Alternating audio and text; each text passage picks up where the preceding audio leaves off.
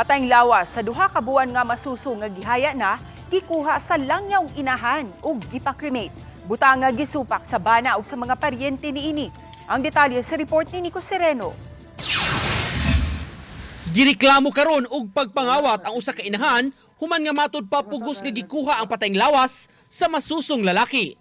Samtang gihaya sa puder sa iyang amahan sa may barangay Mag-Aso, Dawin, Negros Oriental niadtong Miyerkules sa hapon, March 18. Suma pa sa Deputy Chief sa Dawin Municipal Police Station, ilang gikuyugan ang amahan ug ang iyaan aron bawion ang lawas sa masuso. Apan wa na nila maabdi ang inahan sa gipuy ang apartment sa barangay Maayong Tubig, Dawin. Sa taho sa MSWDO sa Dawin, gipakremate na sa inahan ang patayng lawas sa masuso.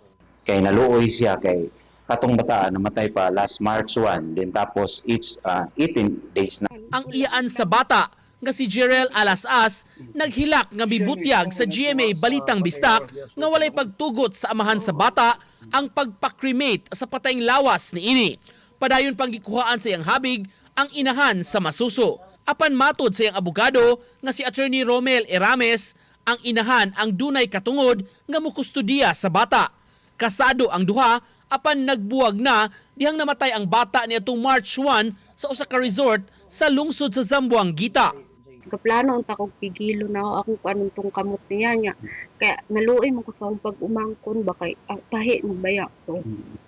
No to kuan wala na lang. Sorry guys. Suma sa Zamboanga Municipal Police Station, migawas sa post-mortem exam nga na-suffocate o wala makaginhawa hinungdan sa pagkamatay sa masuso. Apan nagduda ang amahan, maong gikuha ang patayng lawas sa bata aron kini ipa-autopsy. Gipaabot pa karon ang resulta niini. As per sa iyang kuhan, pagpangutan accordingly, yung nagmama nga buhi pang bata pagkatulog niya, and then pagmata niya na kurat na lang siya kay ang iyang bata mo is 2 months old niya nagkulog na. And then after gi-check niya, wala na believed to be wala na lifeless na siya. Gisuwayan usab sa GMA nga makuha ang habig sa amahan.